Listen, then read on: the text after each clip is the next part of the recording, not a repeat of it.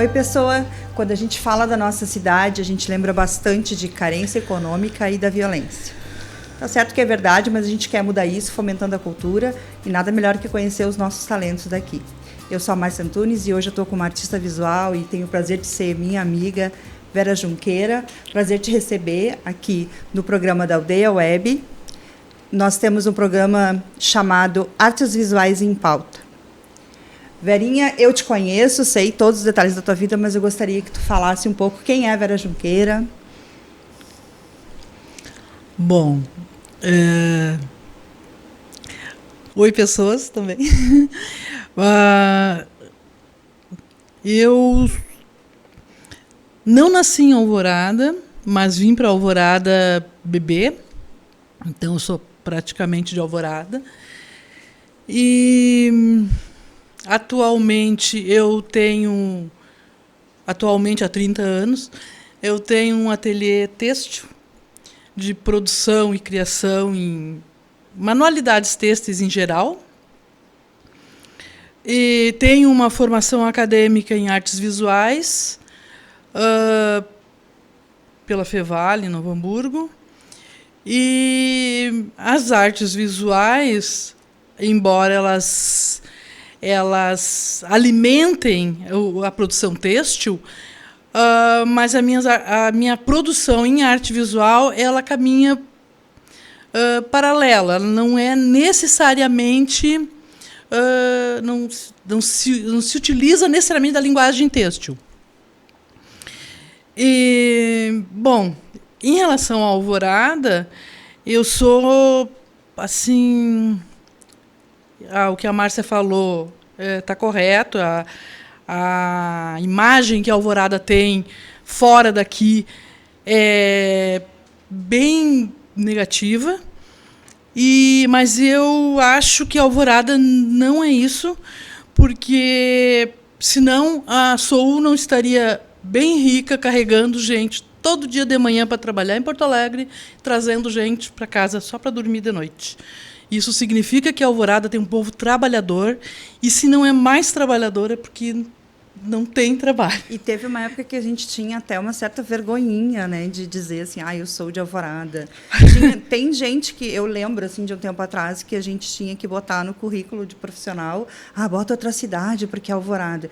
E eu acho que tem tanto talento, tem tanta coisa boa aqui, que a gente tem que alimentar isso, né? Não, e se nós que fizemos parte de Alvorada, se a gente não mostrar que a Alvorada tem, pelo menos, quer dizer, tem a nós também, entende? E a Alvorada tem muita coisa. O nosso ateliê têxtil é uma coisa impressionante. Em 2007, junto com o meu ateliê têxtil, tinha mais 3 que trabalhavam na mesma produção, no mesmo segmento. Nós exportamos R$1 milhão. Isso eu ia te perguntar agora. Como R$1 milhão, quer dizer, saiu aqui de Alvorada, ninguém ficou sabendo. Ninguém ficou sabendo disso. Foi R$1 milhão em artesanato, produção artesanal, que é uma coisa assim que é vista como nada, a produção artesanal. Né? Ela está muito inferior na visão geral, visão equivocada, está muito inferior à arte. Né? Tá muito... O artesanato é chinelo. Nós exportamos R$1 milhão, Alvorada. Nenhuma pessoa de fora, só artesãos de Alvorada exportaram R$1 milhão. Mulheres, Vera, esse só grupo mulheres, de mulheres. Só tu mulheres. Podia falar um pouco mais desse grupo também? Ele é um grupo formado por artesãs. Como é que ele se formou? Da onde surgiu isso? Assim? Tu começou sozinha nessa carreira de têxtil? Quando é que foi tua paixão pelos têxteis? Foi assim, eu tinha uma agência de propaganda, eu era sócia de uma agência de publicidade, propaganda e publicidade, e em, sei lá, 90. Eu vou me entregar na nossa idade, Vera. Eu não sei. Vamos cortar esses detalhes. Não, mas não é nem pela idade, porque eu sou péssima em lembrar de ano, né? Mas coisa de 30 e tantos anos atrás, eu era sócia de uma agência e eu trabalhava muito, eu me cansava, trabalhava muito. Sempre trabalho muito, assim, onde eu me meto, mas eu trabalhava muito. E daí eu quis fazer uma coisa por hobby. Encontrei uma amiga na rua, uma amiga disse, eu faço tecelagem. Eu não sabia nem se era de comer, não sabia nada. Daí ela disse, vamos ali em casa, eu te mostro. Daí eu cheguei na casa dela, ela estava com tear e tal. E eu fui, no outro dia, já me inscrevi num curso para hobby, né? Para hobby. E eu comecei a fazer. E a agência de propaganda, por umas questões bem graves lá que começaram a acontecer, a agência começou a decair. E eu descendo, assim, mas descendo por hobby, sabe? Daí, um dia, uma pessoa que ganhou de mim um negócio, uma peça, foi numa loja comprar coisas para ela, e a lojista disse, nossa, e essa tua peça? Daí foi assim que eu comecei a vender. Sabe? E esse grupo de mulheres, como é que Daí se o que formou? aconteceu? Daí era só eu e a minha irmã fazendo isso. Começaram as encomendas daí. Começou as encomendas. E daí o que mudou radicalmente foi que eu expunha, eu botava peças para vender na loja do Margs. Quando a loja do Margs tinha uns artesanatos meio legais, assim. Agora acho que não tem artesanato lá. Não, é mais livres, é. Daí tinha uns artesanatos na loja do Margs e um turista italiano passeando ali no Margs, conheceu essas peças, perguntou de quem é. Daí a lojista lá, a atendente da loja do Margs, disse, falou de mim, e ele veio nos procurar. E esse italiano. E aí sim, aí mudou tudo, toda a nossa vida têxtil. Por quê? Porque ele não era da área têxtil, esse italiano. Ele é um designer de vidros. Mas já tinha um olhar no design. Não, mas ele queria investir no têxtil, né?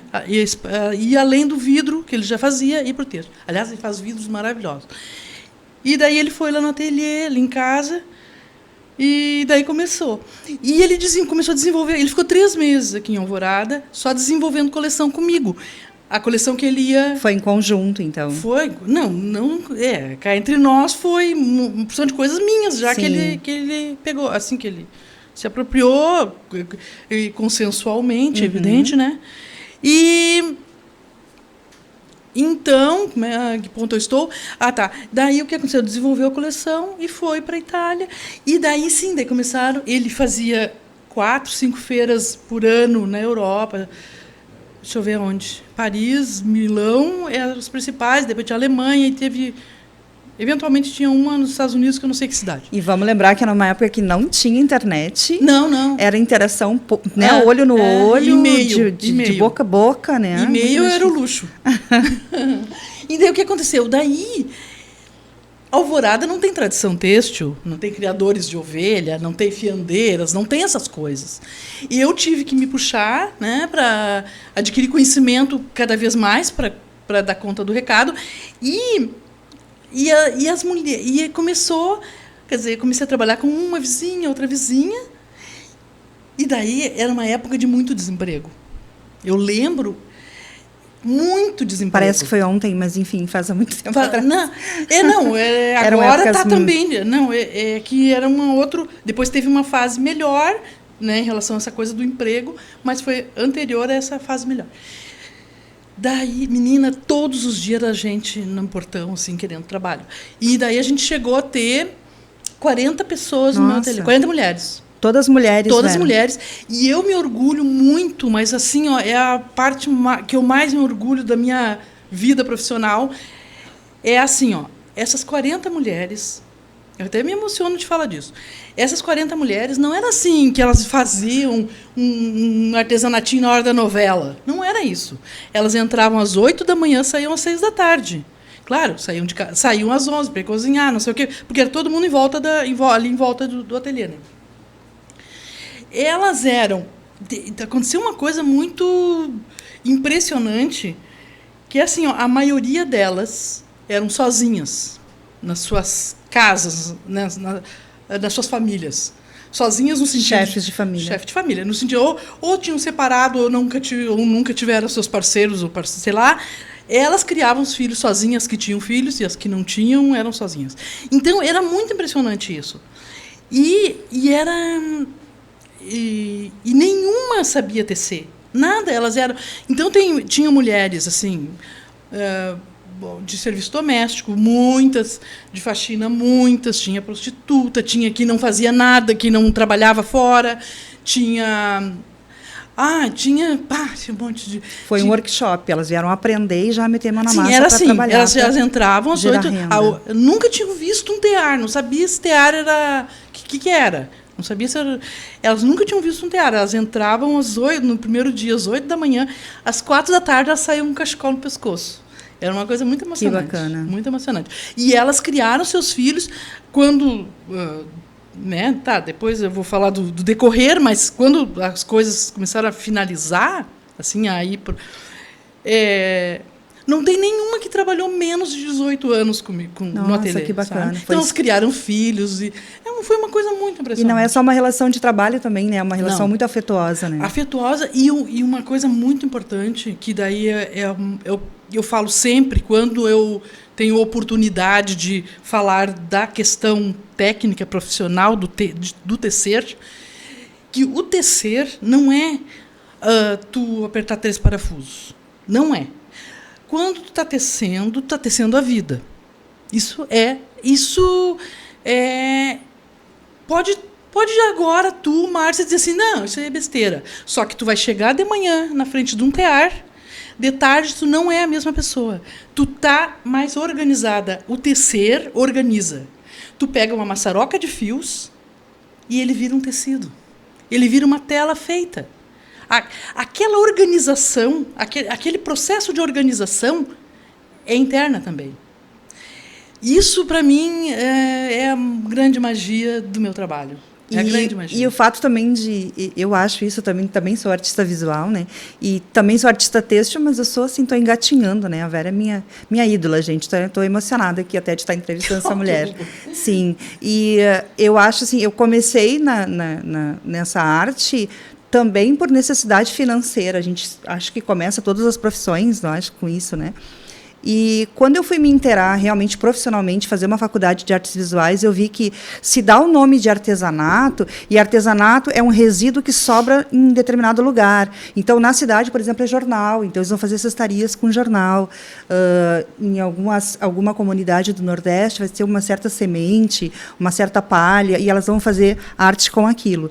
E que se dá esse tom pejorativo, para começar, porque é feito por mulheres, e todo o trabalho feito por mulheres, né, ele é diminuído, digamos assim. O lavar louça, o limpar a casa, o fazer comida, já é um trabalho que ninguém dá valor, né? A gente sabe do nosso mundinho machista. E o artesanato veio com essa vibe de mulheres se ocuparem, né, porque elas estão ali dentro de casa, não estão fazendo nada.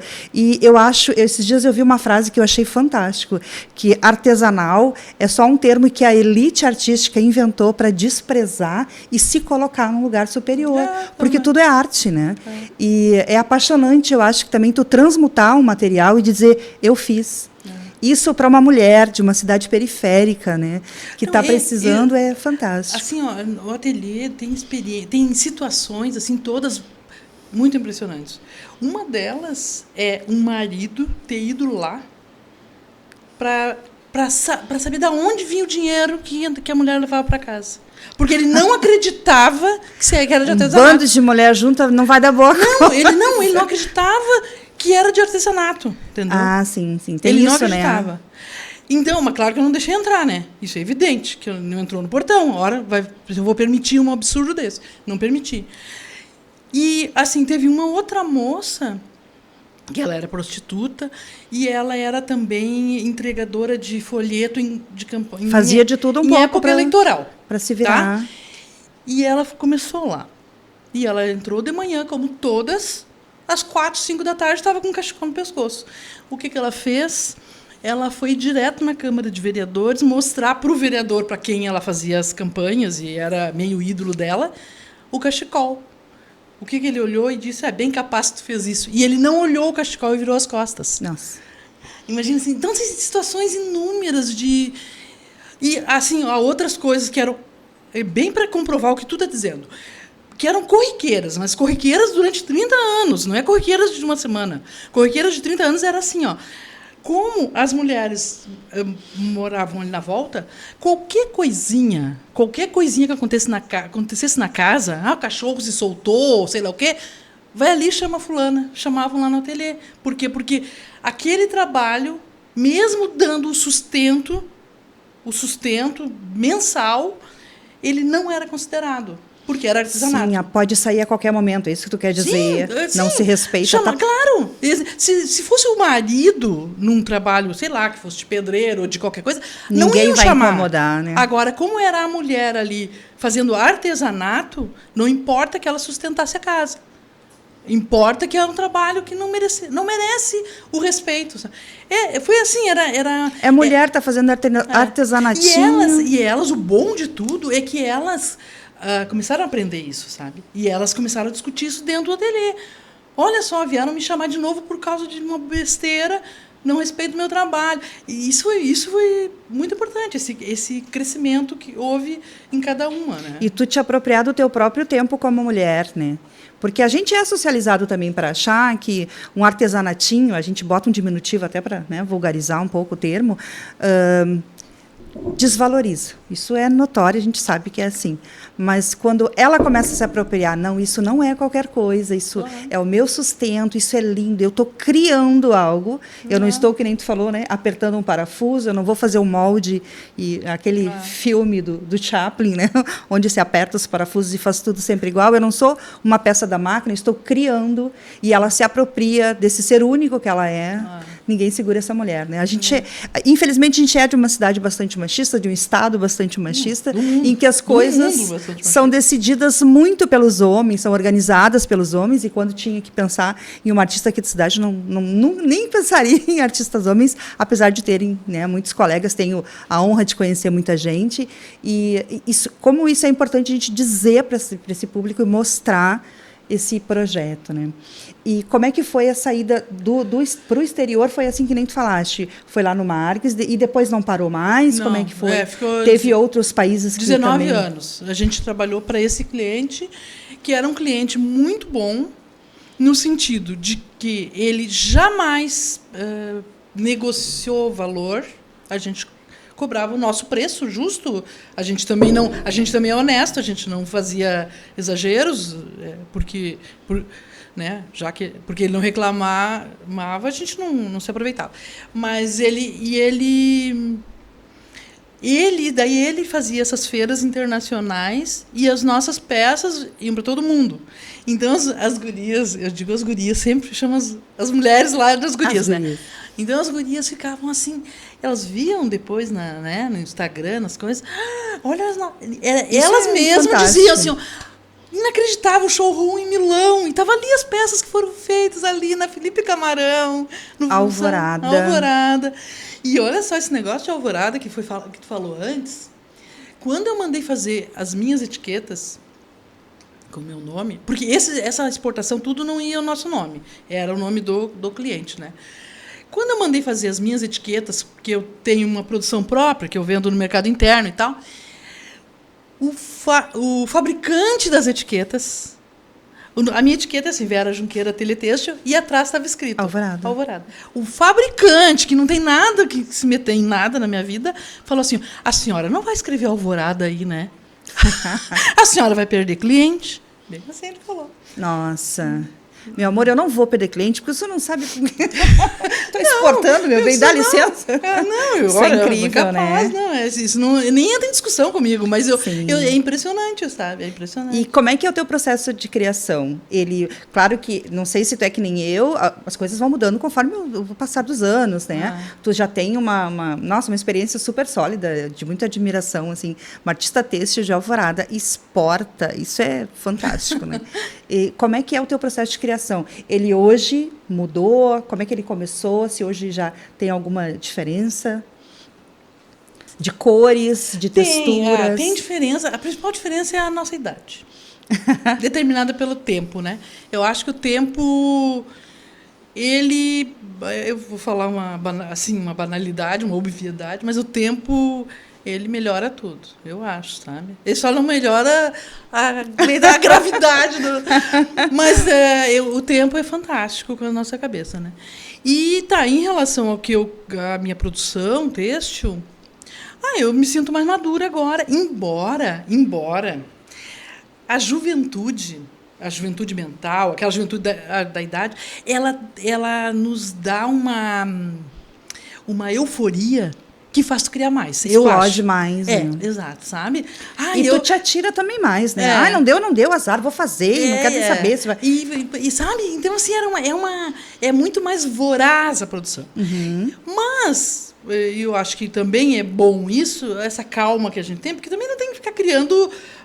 né, 1000 coisas. 24 horas por dia, né? A gente Exato. tem que de vez em quando acalmar, embora se saiba tudo que é a criação, mas então agora é diferente, assim, é diferente nesse sentido, sabe? Eu penso melhor, eu erro menos, né? Eu erro menos, mais coisas dão certo já de cara. Tem peça favorita, Vera? Peça que é teu xodó, Têxtil? assim, Aquela tua manta de sofá, meu Deus, gente, é um arraso. Qual dela? Ai, tem umas que são tecidas... esses teares que eu te disse, gigantões, assim, que eu vi na Casa Hermosa. Gente, é divino aquilo. E aquela aquilo é bom cor... pra fazer porque é rápida. É muito rápido de fazer. Aquilo é bom pra fazer assim, porque é rápido, o quê? Uns 2 anos? Não, é rápido de produzir. Mas eu assim, tá... comercialmente, essas aí são as melhores. Mas a tua, do coração. Eu fazer, assim, eu gosto das coisas miudinhas. Mas daí não... Nunca imaginei. Elas são invendáveis, entende? Eu levo 3 meses para fazer uma peça, daí não é vendável. Te acontece também disso, assim, às vezes eu tenho uma peça que, nossa, eu criei, bolei, achei, nossa, que né, o pessoal vai curtir um monte. Sabe? Mais ou menos, assim. Daí outra que tu não deu tanta atenção, aquilo bomba, todo mundo quer e quer de novo. Isso acontece também com as tuas peças? É uma surpresa para ti, assim, mas quando tu daí, cria? assim, também é uma coisa que eu acho que eu dei uma aprendidinha nesse tempo, avaliar bem, assim, o olho do cliente, sabe? Digo, esse cliente não vai gostar disso, ele vai gostar disso. E daí eu tentar sempre... nichar, focar.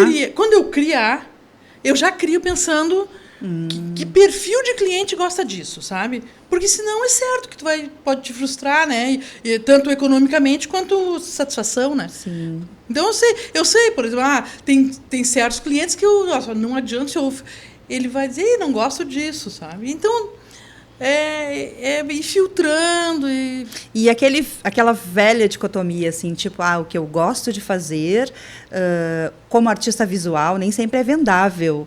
A gente tem essa discussão, né, em artes visuais, que nem tudo algumas peças são decorativas, são de presente, enfim, né, são objetos colecionáveis, mas nem tudo tem um preço, tem valor, mas não tem preço, exatamente. Tu também tem essa briga contigo, assim? Tá, é que assim, Márcia,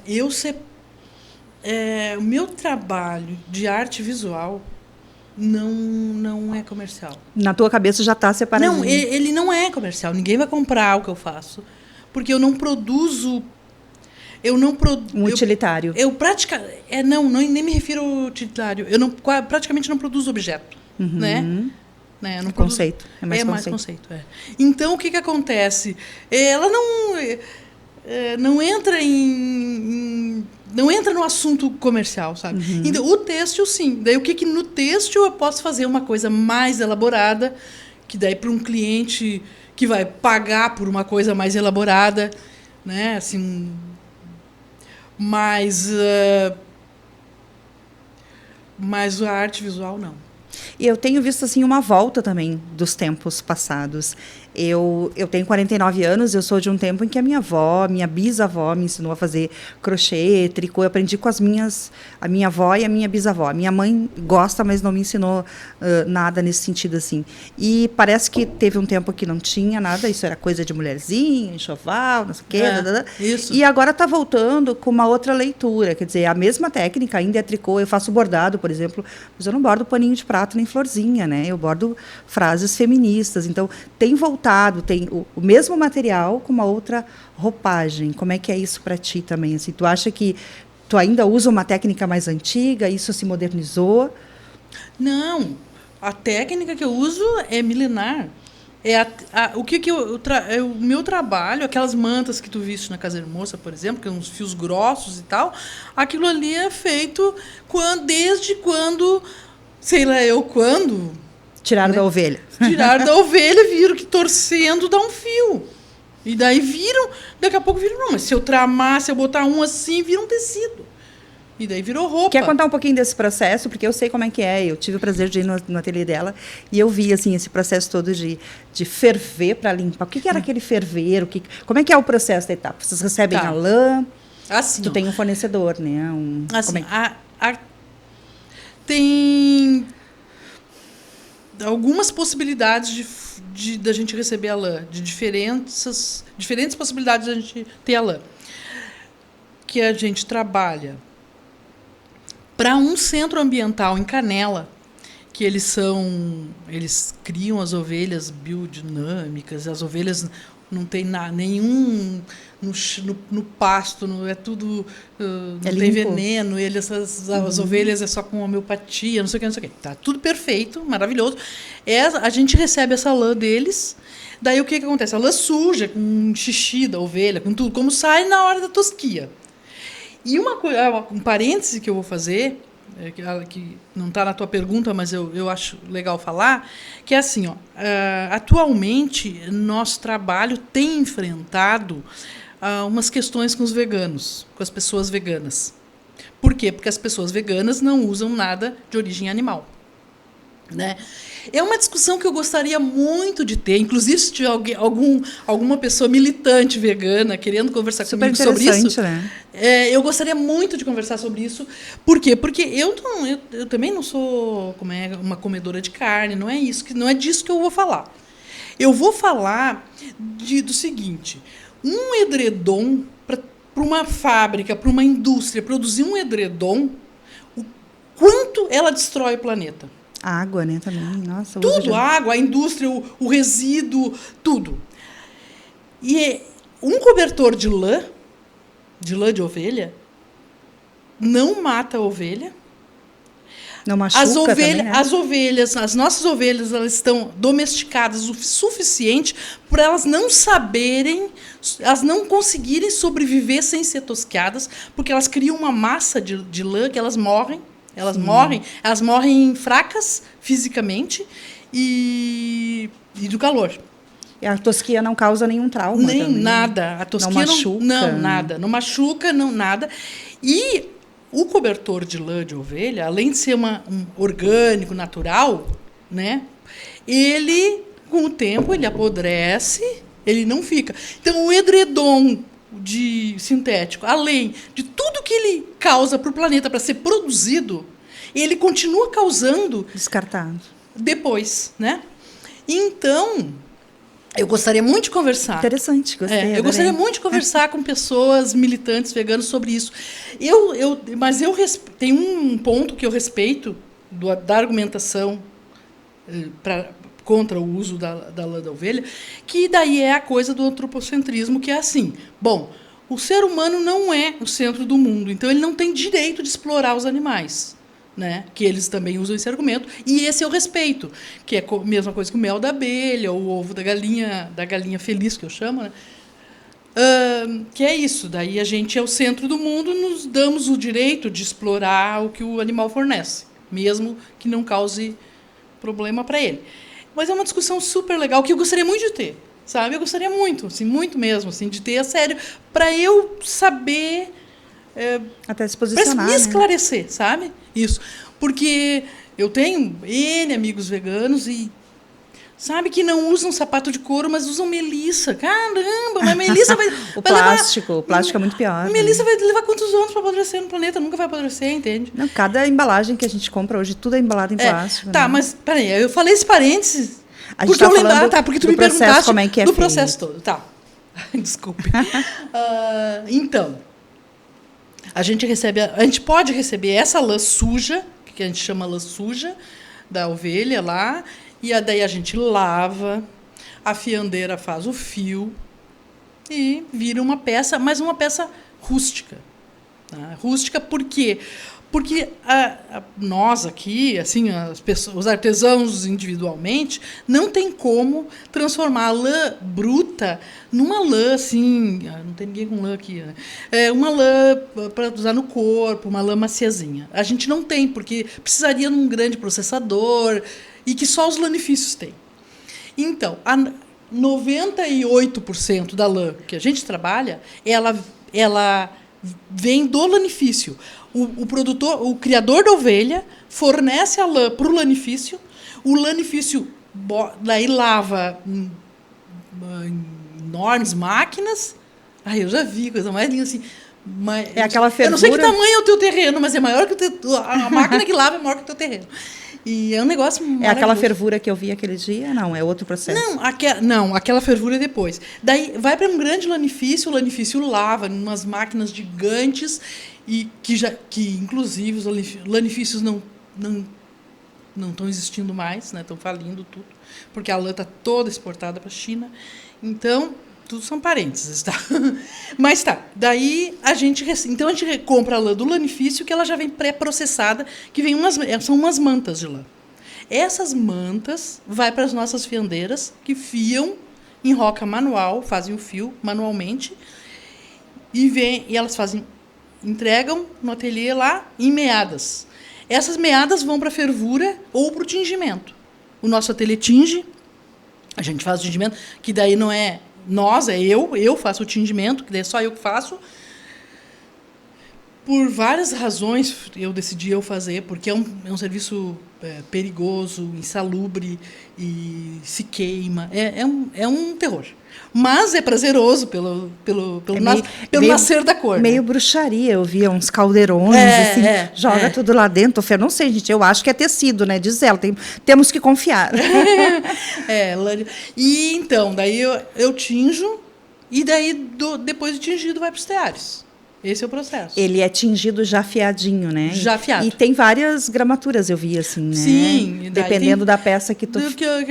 Qual é a peça que você vai fazer? Tem o fio mais fininho, tem o fio mais grosso, tem fio bem grosso. E por quê? Porque daí na hora de tecer os teares, tem pentes, que chama de pente liso.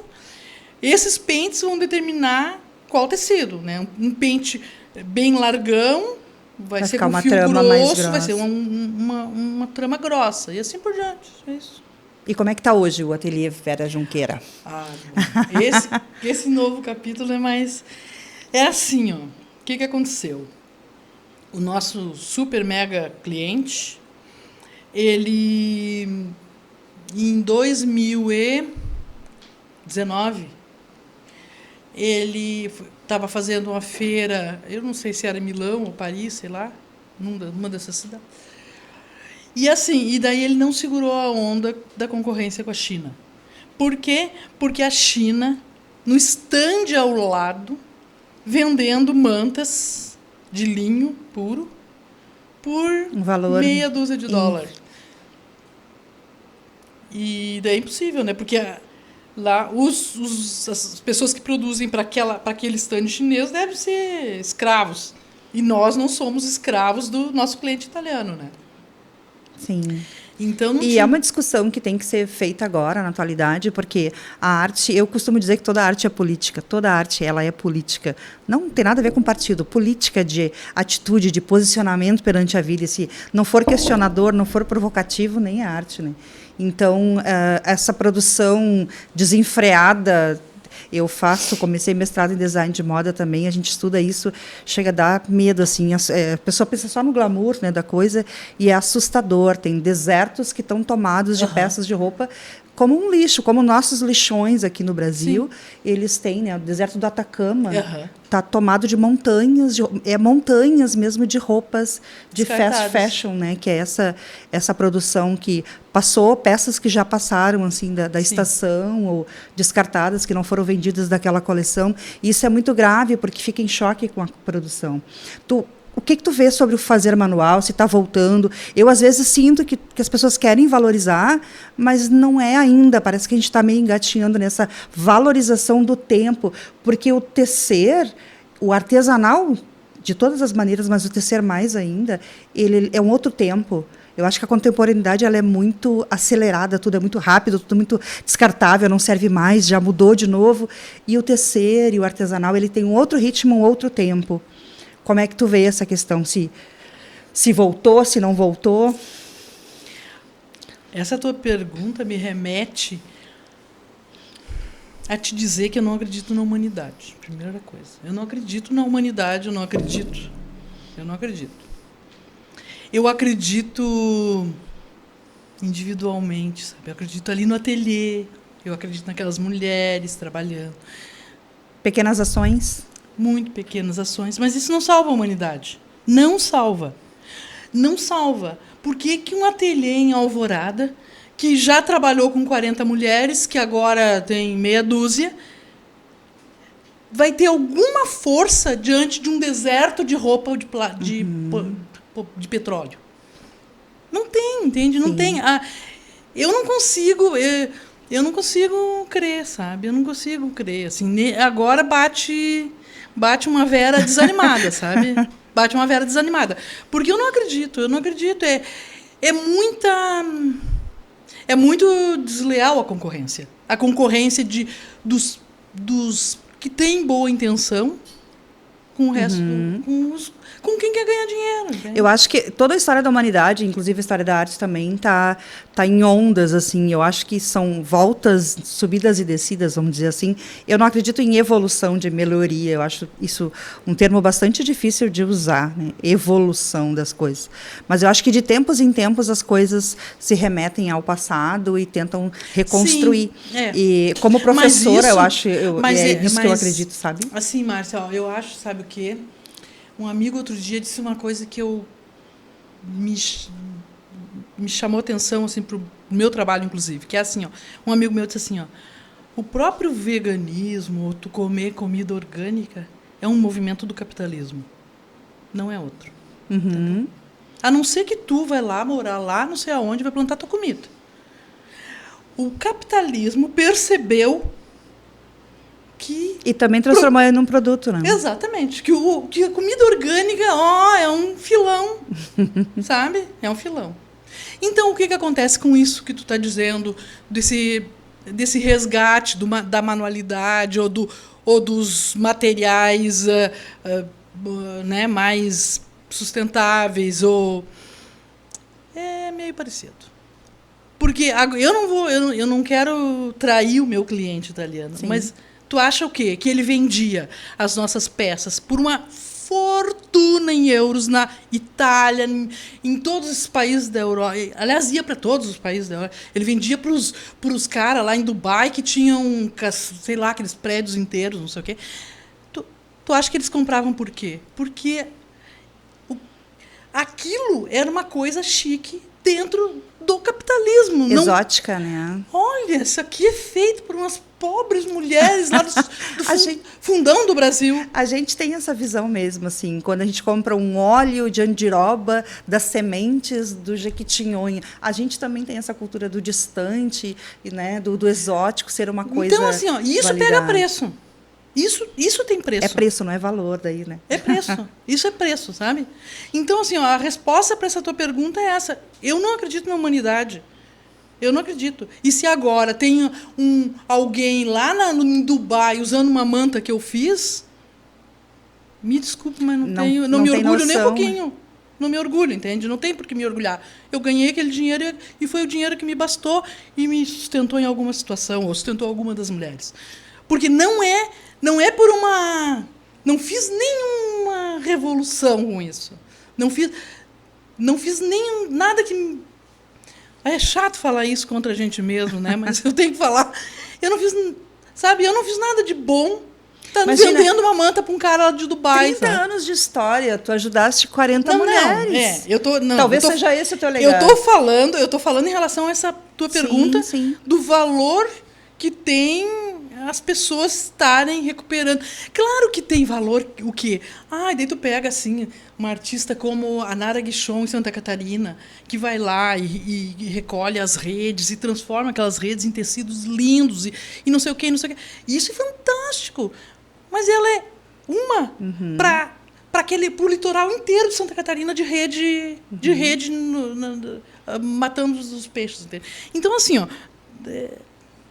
eu não sei, não sou otimista, talvez não. O legado seja, ou a base, né, a estrutura seja material, né, seja de economia, seja para gerar renda. Eu vejo outros valores que a gente não mensura, não mede. Tá, mas daí naquele ponto que a gente estava falando antes, na relação ali das mulheres com o trabalho, do empoderamento delas, né, São famílias.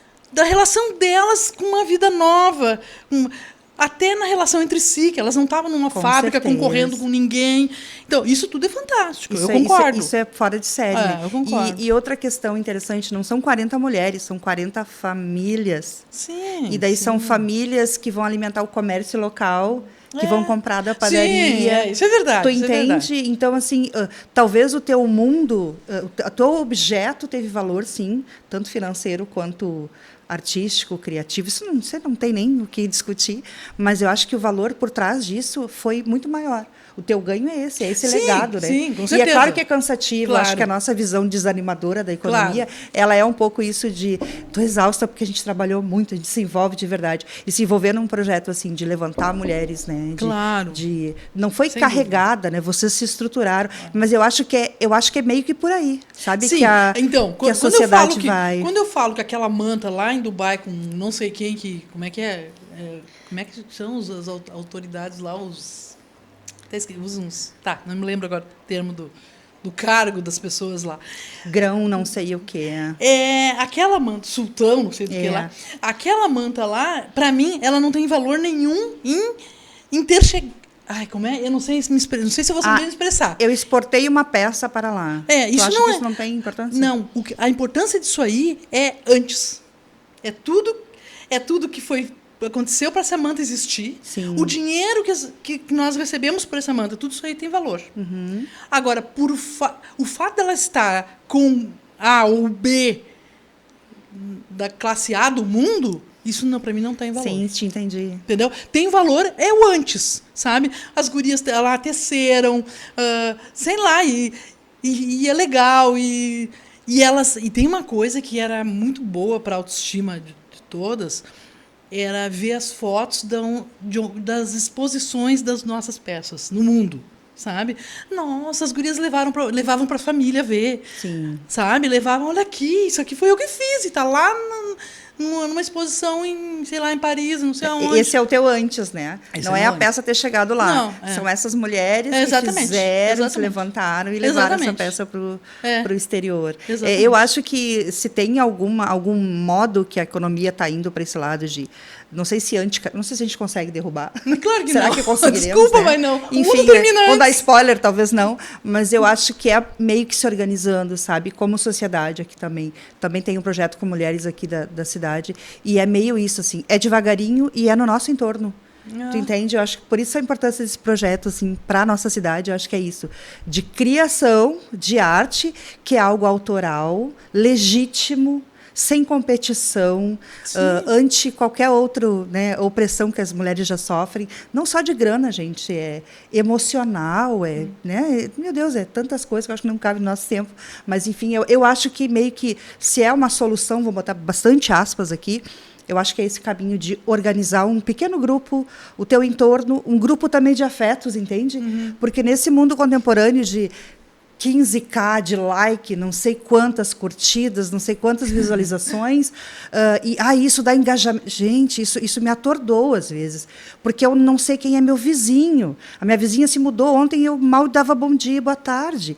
Então, os nossos afetos, eles têm que ser repensados, sabe? Eu acho que essa ruptura e esse desânimo e essa quebrada, eu acho que talvez seja um pouco isso também, sabe? De retomada do nosso universo, daqui das pessoas perto da gente, que a gente viveu.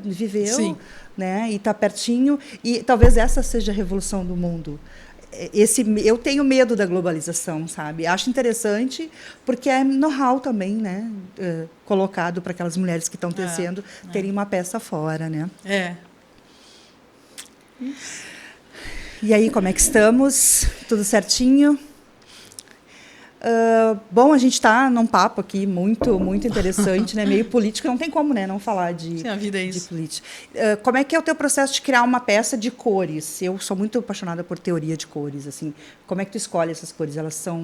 Existem produtos específicos para as cores? Tu já te antecede, vai dizer, aqui vão sair mantas com essa quantidade de insumo, esse material que chega para ti é insumo, né?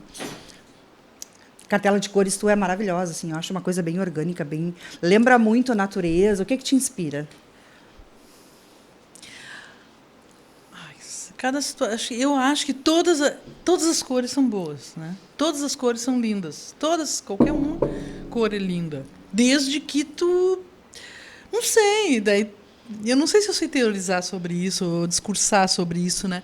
Mas eu boto o olho e eu sei, isso aqui com isso aqui vai ser legal por isso. Um dia, um verde e um roxo pode ser horrível por uma situação. E o outro dia, o verde e o roxo, olha, pode ter como referência uma coisinha de violeta, roxinha com folha verde. Não sei. Tu já fez peças com cores e que tu não gostou? Depois da peça pronta, não. Tu faz como é que é isso? Tu faz um pequeno mostruário de... Não. Eu já faço para dar certo. É feito o quê? Um croquis, um ensaio? Não. Não é feito. É feito...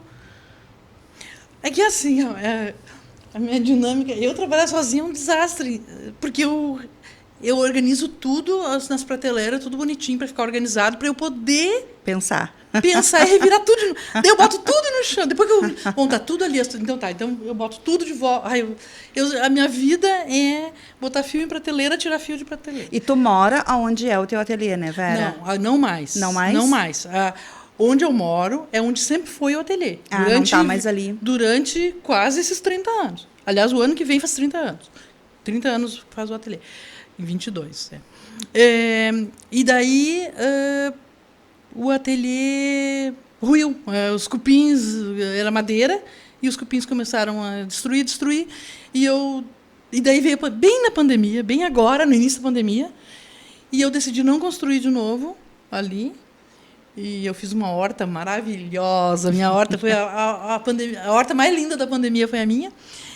E que agora não tem mais a horta tão linda, agora só tem as plantas perenes, assim, porque eu comecei a ter trabalho de novo e daí eu não consigo manter a horta ao mesmo tempo. E eu trabalho num galpão que é ali no terreno da minha mãe, que não sei se isso interessa o que eu estou dizendo aqui, 2 casas ao lado. Pertinho. Que é um galpão também que o galpão nasceu por um projeto que a gente chamava Estação Trabalho, que era um projeto que era para ser paralelo ao ateliê têxtil. Tinha o ateliê que tinha trabalho, tinha cliente e tudo, e daí a gente montou o galpão, eu e uma moça ali da Ferrari, que é a Noeli, a gente montou o galpão para trabalhar com as pessoas assim, em vulnerabilidade total. E foi um desastre total. Porque as pessoas não queriam trabalhar. Não queriam, cara, não queriam. Mas ficavam na janela. Era mão na massa mesmo. Mão na massa. E daí era tudo subsidiado por nós, eu e a Noeli. A gente bancava dinheiro, direto, onde construiu o galpão, fez tudo.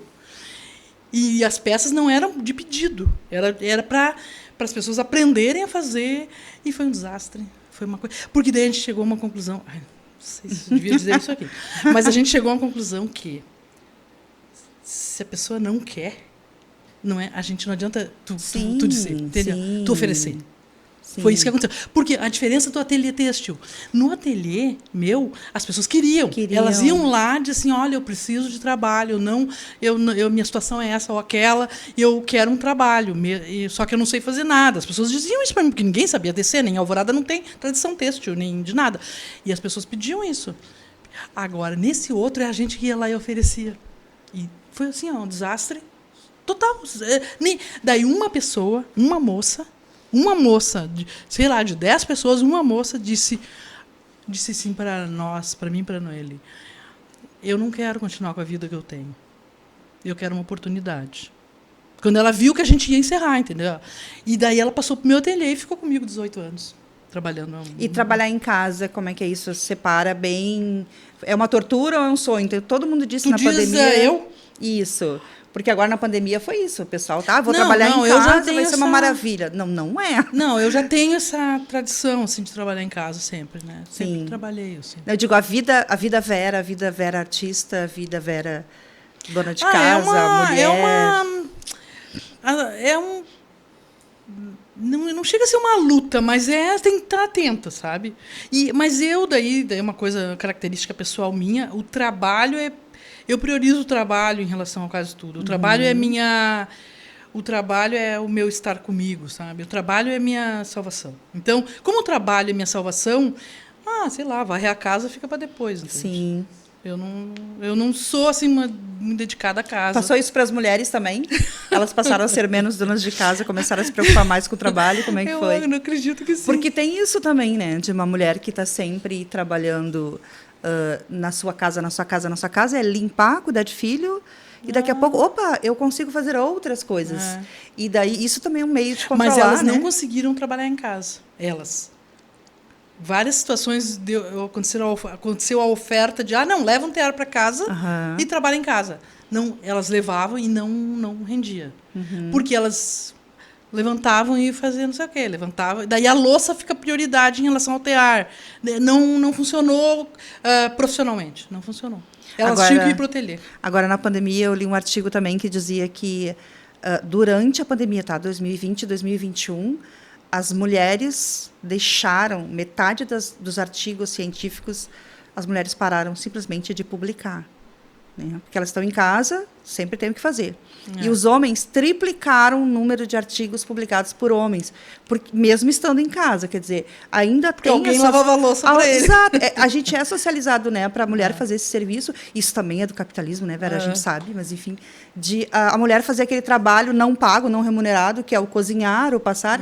E se tu tem alguém para fazer isso, todo o resto fica mais fácil, né? E a gente que não tem, não é um sonho trabalhar em casa. O pessoal acha assim, trabalhar em casa é uma maravilha, né? Eu fico no ateliê, às vezes é 1, 2 da manhã, às vezes fico com prazer, mas também cansa, né? É cansativo também, mesmo sendo uma coisa que tu sonha bastante, né?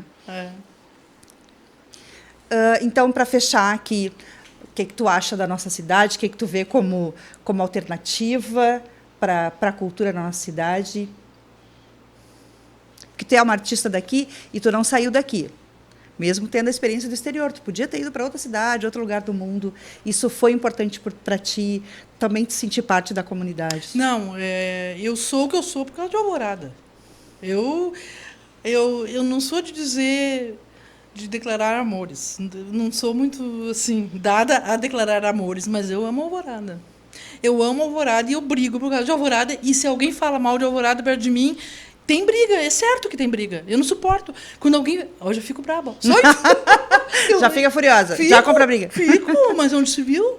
E para qualquer lugar que se vá, qualquer lugar que tu vai lá para, sei lá o quê, Santa Cruz, qualquer lugar que tu queira dizer, principalmente cidades mais